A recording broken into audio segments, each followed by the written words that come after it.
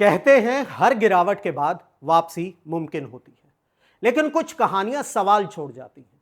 कभी देश के सबसे तेजी से उभरते उद्योगपति रहे अनिल अंबानी, और अब एक बार फिर चर्चा में है, और वजह है एक हाई प्रोफाइल डिफेंस डील। मैं परवेश बामल और आप देख रहे हैं स्टोरीज ऑन स्पॉटलाइट। चलिए सीधा नागपुर चलते हैं, जहां पर डसॉ एविएशन और रिलायंस ग्रुप ने मिलकर बनाया है एक खास joint venture, Dassault Reliance aerospace limited यानी DRAL।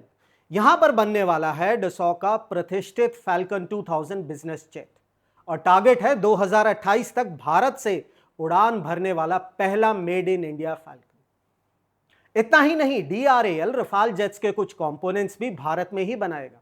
यानी भारत अब सिर्फ हथियार खरीदार नहीं, बल्कि ग्लोबल एरोस्पेस निर्माता बनने की दिशा में कदम बढ़ा रहा है।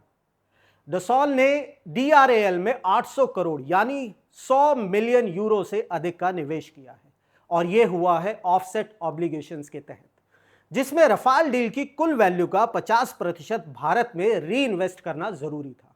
नागपुर का प्लांट अब एक सेंटर ऑफ एक्सीलेंस के तौर पर उभर रहा है, यानी Falcon jets, Rafale spare parts और नई डिफेंस टेक यहां तैयार की जाएगी।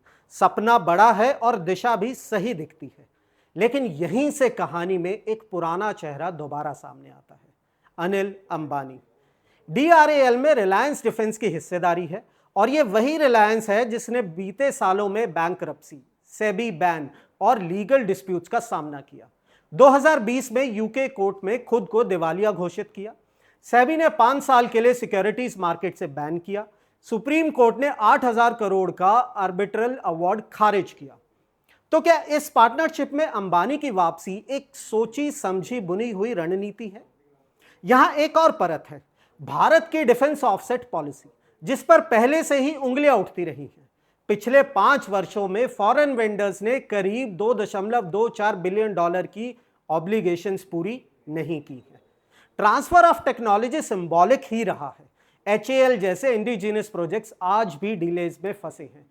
यानी अगर इकोसिस्टम बनाना है तो सिर्फ डील साइन करने से नहीं, डिलीवरी और एग्जीक्यूशन पर काम करना होगा। हालांकि इस डील का एक बहुत बड़ा जियोपॉलिटिकल पक्ष भी है। डसॉ रिलायंस का जॉइंट वेंचर भारत को इंडो पैसिफिक रीजन में एक चाइना का बड़ा काउंटर पार्ट बना सकता है, लेकिन ऐसी डील्स में पार्टनर के चुनाव, एग्जीक्यूशन कैपेबिलिटी और पारदर्शिता तीनों की समीक्षा जरूरी है।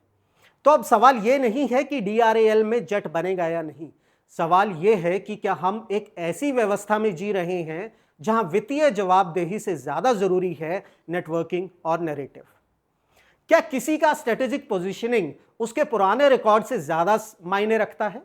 क्या मेक इन इंडिया के नाम पर हम एक आउटसोर्स्ड इकोसिस्टम बना रहे हैं, या वाकई एक इंडिजीनियस शक्ति?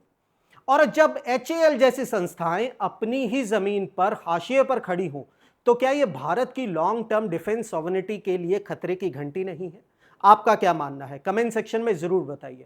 आज के लिए इतना ही। जय हिंद। चुनावी वादों का वड़ा पाव, अर्थव्यवस्था का भरता, गर्मा गर्म मुद्दों का चटपटा विश्लेषण, व्यंग का तड़का with a bit of serious discussion. हर हफ्ते special episodes, stories on spotlight with Parvesh Pamil, only on rapid leaks YouTube channel.